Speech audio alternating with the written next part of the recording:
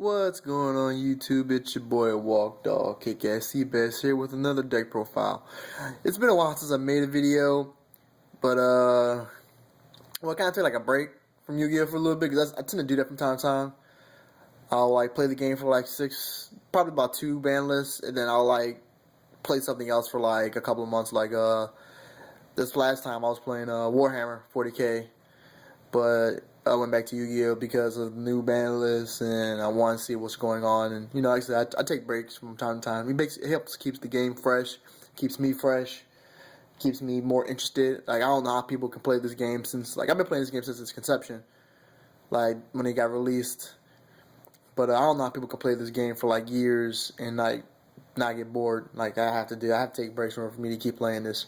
But anywho, enough about that. I'm going to give you another deck profile. This is my updated Atlantean deck. If you see my videos before, you saw that I've had an Atlantean deck, and I went from mermail Atlantean to mono mermails, which was a dumb name, to now Tidalmermails.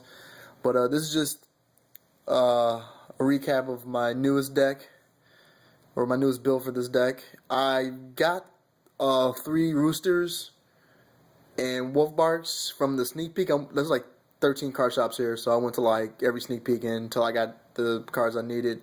So, and I'll give you that deck profile in a little bit. If I get some likes and comments, I'll post the 3-axis Brotherhood, the 4-axis Brotherhood, and even the Fire King, since I can make that too, because I've got pretty much all the stuff I needed for. But anyway, let's go ahead and get into this deck. I'm running 1 lead. Sorry for that glare right there. 1 lead. Probably the strongest regular monster I can throw out. Everyone knows what that does, so I ain't gonna go into detail with that. 3 Mermail Abyss Megalo. I found out recently that they reprinted it as like a common or black rare or something stupid. No. And he actually dropped down in price like a lot, significantly. That actually I picked up another set. I'm gonna build another Mermail deck. So this is gonna be my Mermail titles, and I'm actually gonna have the another Mermail deck that I'm working on. 3 Bistius, of course. It's a pretty good card. And 3 Mermail Lindays. I got the ultimate one right here. It's a pretty nice card. 3 Abyss Spike, Abyss Pike, I guess. Like I have doubts. Like I run 3, but sometimes I want to run 2. Sometimes, like every time I go through the deck, I want to just take out 1 and run the 2. But then when I play it, I always like think my stars. I have the 3rd one. I'm like, oh man, I still got Abyss Spike. So you know, I'm covered. 2 Abyss Gund. Abyss Gund. Freaking amazing card. Like, I only run 2. I always want to run 3. But then when I play, I never need the 3rd. Like, I get the 2nd. I'll have the 1st and I have the 2nd. I never really need the 3rd. If I need the 3rd, then I'm pretty much ran out of options. And the last of the Mermail, Abyss Sturge. I don't like him, but at the same time, I do. I just recently put him in this deck, and I played with him. There was like I've always had a use for him. Like every time I had him in my hand, there was a play I can make with him. I just don't like him. I just don't like. I really don't. I don't like the fact that I need him, and I don't need him. But I mean, like I said, if you open with this guy, he always says pitch fodder, so it's just like, oh, I could just do this. But I don't know. I just hate the fact that I can play him and actually use him. Anyway, that's it for the Mermail side. We'll go ahead and go into the Atlantean side. I have 3 Atlantean Dragoons. It's a pretty nice card. You know, it's a search. I've heard people talk about the ban list. I'm going to get into the ban list a little bit right after this, but I heard people talk about the ban list and saying how this is going to be hit on the ban list. And I'm going to tell you why it's not. Just let me go through this deck right fast. And 3 heavy infantry. I've always sided the 3rd infantry. I always ran 2. I've always sided the 3rd. Like, never since the conception of this deck, I've always had the 3rd. I've never, like, not just had the 2. Like, I've always sided the 3rd, and every time I play in a tournament, I always side the 3rd. Just because and now I can actually play all three because the way the format is and how it's about to change. How it's going to change in a big way too. But even with the new format change, I'm still going to play the two. I'm still going to play the three. And anything outside the third, but I'll always play three. I have the super rares coming in the mail. They should be here tomorrow. I just found out they were super rares. Someone told me about that, and so I went ahead and just picked them up. I didn't feel like trading for them. Two Atlantean Marksman. I used to run three, but I was with the new format. Two is just fine. I still have the third. I side the third because you never know who you're going to go against. And like I said, there's like so many card shops here that decks vary. And you can tell what deck, like based on a person, you can tell what they're playing a good deck or a top tier deck, or they're playing something random. So I always side the third. And now for the title part. 3 title dragon ruler of the waterfalls. I've only played a few games with the title build. It's pretty good. I like it. I love just to pitch him with like another. I like to pitch him with Goon and use Goon's effect, and I'll pitch him with Goon and then I'll throw in a lead or Megalo, and then with Goon I'll reborn it. Someone told me once that you can you get the effect of the monster that you pitch with him and the effect of the monster that's in the deck. So I played like one game like that, and then like 50 people just jumped up and like, no, you can't do that. And I was like, oh, my bad, I didn't know. But just to let y'all, few people out there, I'm pretty sure y'all do know. But yeah, you can't do that. And of course, 2 streams. I played 2. Actually, the few games that I played with him, I rarely drew him. Like, I drew 1. And I searched out the other because I removed the big guy from play, and he was really the only dragon that I can use at the time. But other than that, I never really drew into him. I've sided him out actually a couple of times for MSTs, but I think I like that. I like the fact that he's like sideable. 2 Deep Sea Divas. I've always sided out a Deep Sea Diva in every game I played. Like when I got to the second match and then I hit the side, I've always sided out at least one Diva. If not, there was a couple of games where I'll side out all 3 because it's just I either exceed or I synchro. I can't really do both in the same game. I recently started to do that to expand my mind a bit, I guess. But usually it's either an exceed a match or it's a synchro match. That's usually how I used to do it. But now I'm changing my whole play style. 2 Maxis. I sided the third. It's a pretty good hand trap. Like I sided 3 effect veilers too. But with the new format, freaking. Someone told me that I should just main these, and I decided to do it, and I'm glad I did, because it's nothing like having this opening hand. You're going against like the Dragon Rulers, drop this, and they pretty much just stop, because they're like, oh, you're playing. They don't know what you're playing, so this is the first thing you play. They're not doing anything. They're just going to stop just to see what you're going to get. So either they stop and see what deck I play, or they just push through it, which makes no sense, because if I'm still sitting at perfect life and it's like the first turn or whatever, so it doesn't make no sense to just push through the Maxi like that. I've actually done that in the past. Like I pushed through Maxis and I found out that like just pretty much bit me in the ass. So I learned from that, and I no longer push from Maxis unless I know I'm about to win. That's it for the monsters.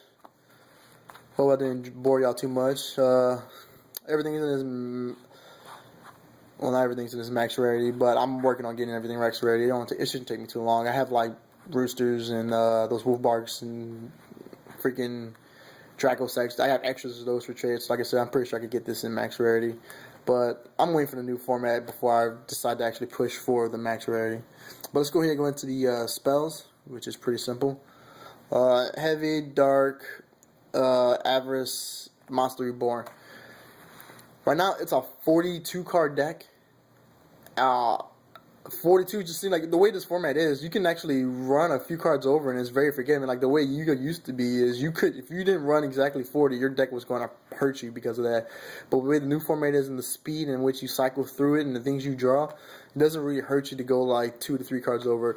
Like 40 is perfect. 41 to 42 is good. 43 is okay.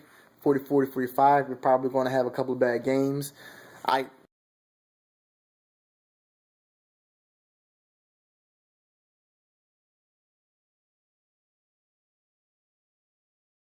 40 cards.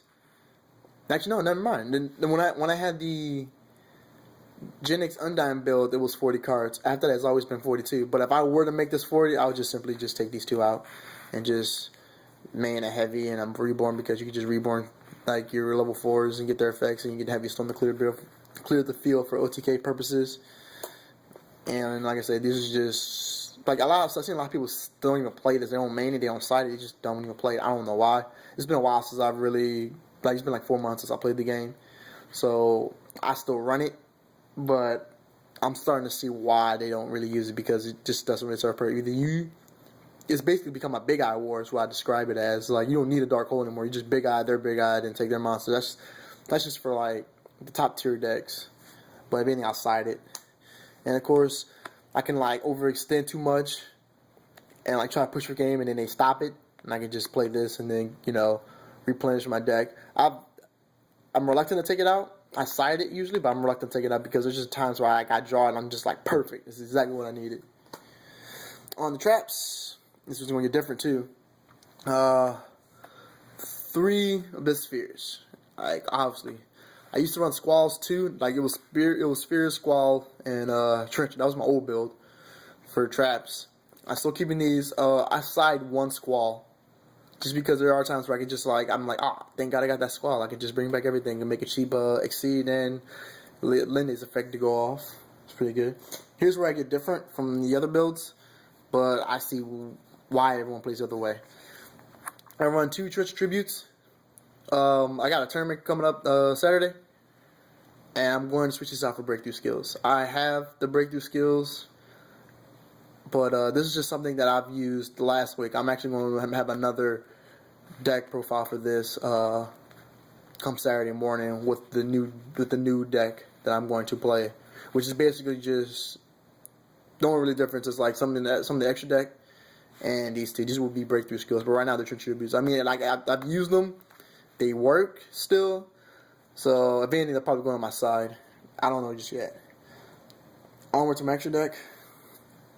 2 Abyss Gaios. Speak for themselves.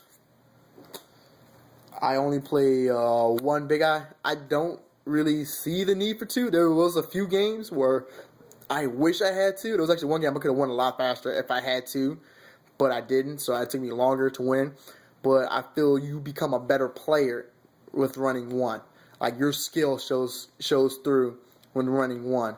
When running 2, with 2 of these and 2 Draco Sacks, there is no skill. Your whole premise is just to make either this, or the other guy. Like, you just throw these on the field and you try to make, like, we make 1 of him, 2 of him, and 2 Draco Sacks, and you pretty much got the game. There's no skill in that. This way I handicap myself for skill, but obviously for tournament reasons, I will play the other guy. I only play just 1. I have 2. I only play the 1. I really don't see the need to play 2. Like, if you play the 1 and you can't win, and you really need a second one to win, then it's not skill. It's just autopilot, basically, is what you do with the deck.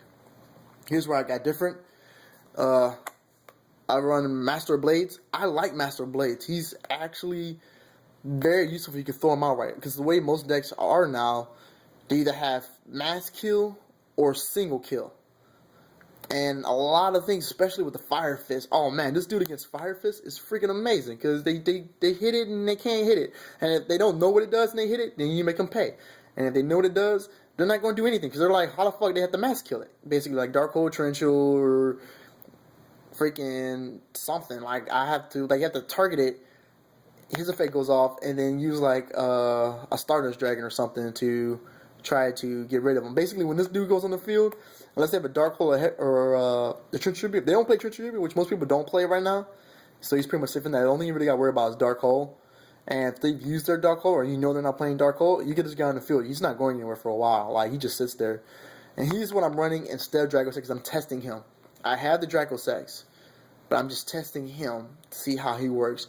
I might either do 2 of him or 1 of him and 1 Draco Sack. Because like the same thing for the Big Eye, you don't, unless you're playing Dragon Rulers, you don't need the other Draco Sacks. It's just a waste of space. Like I said, your deck just goes on autopilot and there's no skill. Either you're going to win or you're going to lose based on the skill level of your opponent. for the level 4s, Bahuman Shark and Abyss Dweller. I've never used to play Shark. Before, when I got him, I never played him. I honestly got, I never played him. I played Abyss Dweller. I played him a lot. Well, actually not a lot. I played him so-so. But I never played him. With the new format, I found how good he can be. So that's why I put him in. Before, I was actually about to take him out right before I took a break. Actually, when I took the break, I took him out. But then I came back and I played a few games and didn't like the way it was, so I put him back in, and he's putting work now. And Abyss Dweller, he's good only for certain matchups. So, it just depends on your opponent and what they have in there that you know they're going to do. And of course, the reason for the Bahamut Shark is because you do a bit strike and Megalo and kill this or something. Not Megalo, but you use somebody's effect to kill this and get its effect off. Actually, it works really good. The combo that I used that made me actually like this card, or the whole Bahamut Shark, was freaking, I played a bear. Hold on, let me show you right fast. It's 2 seconds. But freaking, I made him then I reborn and then the whole mermail shenanigans to make Bahamut Shark. And with Bahamut Shark, I brought out her. So basically, and I told back because I was feeling myself. I was pretty much going ham, and straight up 2 chains on him, I guess. But I basically told them, you have to kill him to win, but you have to kill him twice. And if you can't kill him twice, if you just kill him once within a turn, I'm gonna use this effect to kill her, and with her effect, I'm gonna bring out my lead from the graveyard, which I use, which was attached to him. So it was basically gonna make him pay for basically I was gonna this is all I could do in that turn. And I said one Abyss Sphere, and I was just basically I basically gave him a chance. I was like, all right, you go ahead and try, but whatever you do your turn, if you don't have a dark hole, you're not getting over this wall. Now I'm pretty sure some of y'all will probably say something, comment something about how y'all will probably get over this. That's not the point. Y'all weren't there. Y'all weren't playing. The point is, this is what was on my side of the field compared to his bear, 2 fire formations with 3 cards in his hand. I was pretty much feeling myself, and like I said, he couldn't do anything without basically getting his effect off to kill her to get another monster. So it was basically just scoop that point. I was like, you just go ahead and go to scoop phase.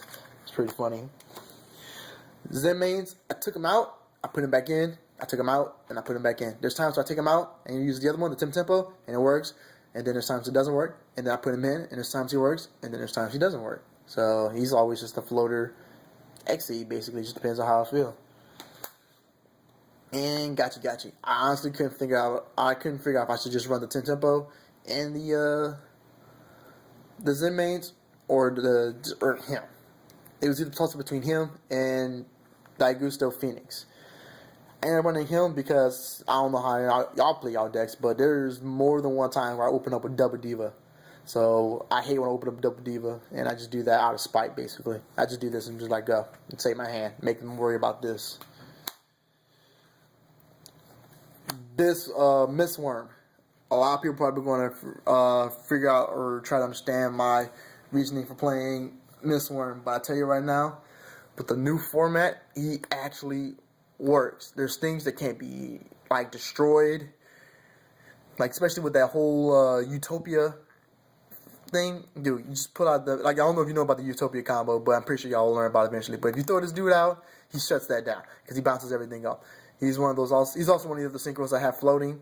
I might take him out later on, but for right now, he put in work the past couple of weeks, so that's why I'm using him. But if y'all have a better option, please feel free to let me know. Then, of course, these are the 3 obvious: the Crimson Blader, Gungnir, DeLorean. Too simple. Then, last 2, Caster and Armiar. Pretty much self-explanatory. But like I said, that's the whole mermail, Tidalmermails deck that I'm playing right now. It puts in work. I like it. I cannot stand Prophecies right now. That's pretty much the only deck that kind of really fucks with me. I've played Dragon Ruler. You just gotta know what your opponent does with Dragon Ruler to beat it. But Prophecies, man, no matter what I do with Prophecies, I either win it or I lose it. It just depends on what he draws. I can't fucking stand Prophecies. I actually had a Prophecy deck. This was my deck. I was going to do a video on my Prophecy deck, but I just never got around to it. I wanted to make it just to see how it worked. It was worth it. I played it, didn't lose, wasn't even fun. It's one of the most retarded broken decks ever. And I know a lot of people say, "Oh,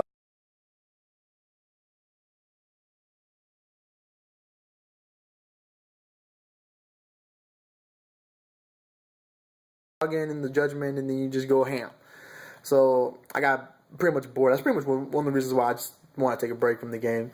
But I sold it because one, I heard about the ban list, and two, is just pretty much retarded. Like it was too cheese, just straight up juice. But anywho, let me go ahead and get to this ban list thing I was talking about these past few minutes. My buddy actually works in Konami, and he works with a company that produces the Yu-Gi-Oh cards. Basically, he hears about the ban list from the staff when he like goes to work and everything like that. So he basically texted me. He was just like, "Hey, just to let you know, what I've been hearing is when it comes to the ban list, spell books and rulers, without a doubt, are going to get hit. The room the thing they make prototype ban lists. Actually, they come up with a suggestion list and they test play it to see how it works against the other decks and the other decks that fell off, and just to see like if they take out this card or they restrict this card, how would these games work? Like you probably won't believe me, but they actually make archetypes or other decks, past decks that worked in the past decks, play them against the newer decks with the newer restrictions to see how they work and see how they affect the game, and then they do all these other testings and stuff like that. It's pretty much the same shit they do with Warhammer 40k when they change the list. But anywho, he told me one of the prototypes that they do like 3 phases, and one of the prototypes that survive 2 phases is hitting dragon rulers to 2 dragons. The big guys hitting two dragons apiece. Basically, it'll be 2 blasters, 2 thunders, 2 titles, 2 Radox or whatever his name is. Basically, 2 of each dragon ruler. Super rejuvenation is probably going to go down to 1. That's what he was saying. They were banning judgment. Now they're in the final phase. Actually, the final phase was done last week, and we're going to find out the leaks now. Actually, I'm waiting for my buddy to text me tomorrow about the actual ban list itself. I usually get it about 4 days before it even gets leaked. But he said Spellbook Judgment got hit. Secrets, Judgment's getting banned. Secrets got hit to like 1, and Red Eyes Dragon's Metal Dragon is banned. And the only things that are really coming off the ban list is like agents and TGs. Like nothing. This next ban list, everyone's getting all these theories, but I'm telling you right now, the only things that are really going to get hit and they're going to get hit hard is spellbooks and dragon rulers. That's it. Nothing else. Like not even mermails were touched. Like they don't care. And the reason why they do that is because of the fact that one, the Megalos went to their cheaper common form, so they're no longer losing money on people like trying to sell Megalos for a high price. That actually affects the ban list too, is how much people sell these cards online for. So the higher a card is sold for online, the more likely it will be hit.